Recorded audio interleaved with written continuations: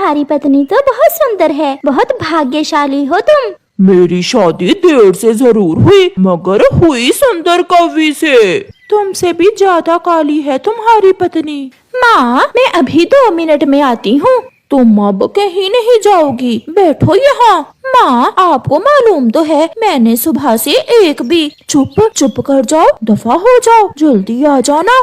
Gauri washroom में जाती है और जल्दी से सिगरेट सुलगाकर पीने लगती है। गौरी कवि की सहेली ने उसे 2 महीने पहले सिगरेट पीने पर लगा दिया था, मगर अब वो अपनी इस आदत से इतनी मजबूर हो गई थी कि अपनी शादी वाले दिन भी उससे रहा नहीं जाता। सिगरेट पीकर गौरी कवि वापस आ जाती है।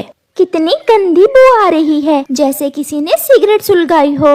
मगर यहाँ तो किसी ने सिगरेट नहीं सुलगाई। मेरी पड़ोसन सिगरेट पीती है, उसी के घर से बू आ रही है बेटा। माँ, अब कर भी दो शादी, मैं थक गई हूँ बैठे बैठे। फिर गौरी और कालू की शादी हो जाती है। कबूतर और मिठू खूब डांस करते हैं। बधाई हो कालू भैया, बधाई हो। कालू भैया, अब हम सब कल आपके घर मिठाई खाने आएंगे।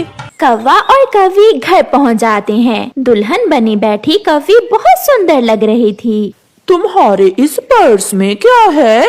ना, इसे ना हाथ लगाना, इस पर्स में मेरा मेकअप का सामान है। आप बैठे, मैं अभी आपके लिए खाने के लिए भोजन लेकर आता हूँ। कितनी देर लगेगी तुम्हें पति जी आने में? मैं चिड़िया के घर से भोजन लेकर जल्दी ही लौट आऊंगा। आज का खाना चिड़िया ने बनाया है हमारे लिए। आराम से आना, इतनी भी क्या जल्दी है। कालू चला जाता है और गौरी खिड़की से कालू को जाते हुए देख रही थी। इससे पहले कि पति जी लौट कर आ जाए, मैं जल्दी से एक सूटा लगा लेती हूँ। गौरी कवि अपने परस से एक सिगरेट निकालती है और उसे सुलगाकर लंबे लंबे कश लगाने लगती है।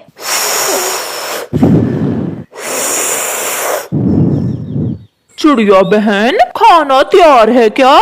हाँ कौवे भैया, मैंने बहुत स्वादिष्ट खिचड़ी बनाकर रखी है आपके लिए और आपकी पत्नी के लिए। वो अकेली होगी, अब मैं जाता हूँ। फिर कालू कौवा जल्दी से खिचड़ी लेकर वहाँ से चला जाता है। दूर से कालू को आता हुआ देखकर गौरी आधी सिगरेट बुझाकर फेंक देती है।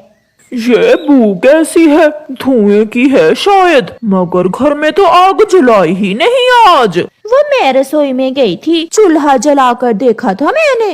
अच्छा, लो ये खिचड़ी खाओ, बहुत मजे की है।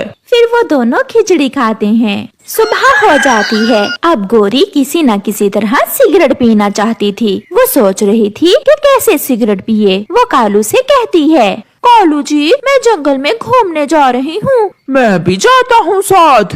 नहीं, आप कोई काम वाम है तो कर ले, मैं अभी थोड़ी देर में लौट आऊंगी। गौरी जल्दी से अपना पर्स उठाकर भाग जाती है। वो पहाड़ों के पास वीराने में जाती है और इधर उधर देखकर अपने पर्स से सिगरेट निकालकर सुलगा लेती है। कमबख्त, बहुत गंदी आदत है, जब तक पी ना लूं सुकून ही नहीं मिलता। गौरी मजे मजे से बैठी सिगरेट पी रही थी कि कबूतर उसे देख लेता है। ये तो कालू की पत्नी है। नई नवेली दुल्हन यहाँ क्या कर रही है?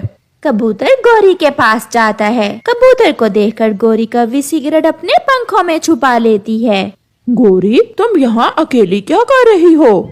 आप यहाँ से जाएं, मैं अकेले में बैठकर प्रार्थना कर रही हूँ, मुझे अकेला रहने दें, आप यहाँ से चले जाएं। मगर पीछे से निकलता हुआ सिगरेट का धुआं कबूतर देख लेता है।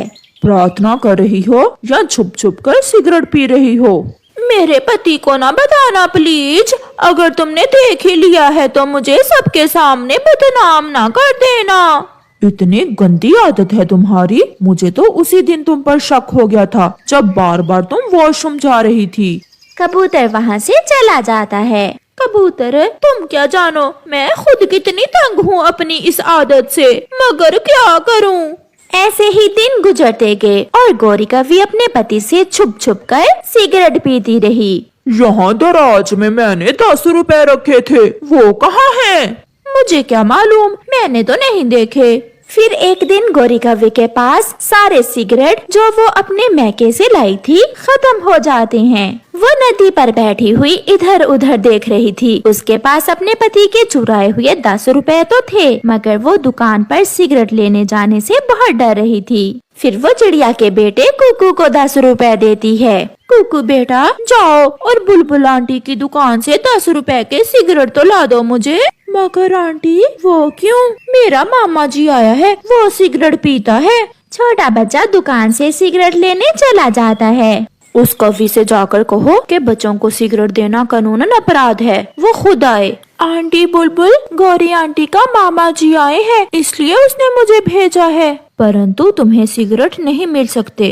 कुकू खाली हाथ ही वापस लौट जाता है। गौरी आंटी, बुलबुल आंटी ने कहा है कि अगर सिगरेट लेने हैं तो खुद जाएं, बच्चों को सिगरेट देना अपराध है। कुकू चला जाता है। फिर गौरी कव्वी खुद ही बुलबुल के पास जाती है।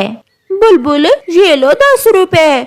गौरी, आप छोटे बच्चे को सिगरेट लेने कभी ना भेजना, मेरा मामा आया हुआ है, वो पीता है सिगरेट। फिर गौरी कव्वी बुलबुल से सिगरेट लेकर घने जंगल में चली जाती है। वो छुप कर बैठ जाती है और सिगरेट सुलगा लेती है। उसका पति वहाँ से भोजन लेकर गुजर रहा था। वो उसे सिगरेट पीते हुए देख लेता है। तो अब मैं समझा गौरी मेरे साथ कहीं क्यों नहीं जाती, ये छुप छुप कर सिगरेट पीती है। कालू कौवा कुछ कहे बिना वहाँ से चला जाता है। गौरी कहाँ थी तुम आज सारा दिन? मैं आज माँ से मिलने चली गई थी। गौरी, जिंदगी साथ गुजारनी है, कब तक झूठ बोलोगी? मुझे सब मालूम है, तुम मुझसे छुप छुप कर सिगरेट पीती हो, मैंने अपनी आँखों से देखा है तुम्हें। ये सुनकर गौरी कव्वी अपने पति से बहुत शर्मिंदा होती है। वो मेरी पुरानी सहेली ने मुझे ये बुरी आदत डाल दी थी। अब हम दोनों जहाँ भी जाएंगे एक साथ जाएंगे और मैं आपको दवा लेकर दूंगा जिससे आपकी ये बुरी आदत छूट जाएगी। क्या ये मेरी आदत छूट सकती है? हाँ, मगर उसके लिए आपको फैसला करना होगा। फिर कौवा अपनी पत्नी को हेल्थ सेंटर लेकर जाता है और वहाँ से उसका इलाज करवाता है।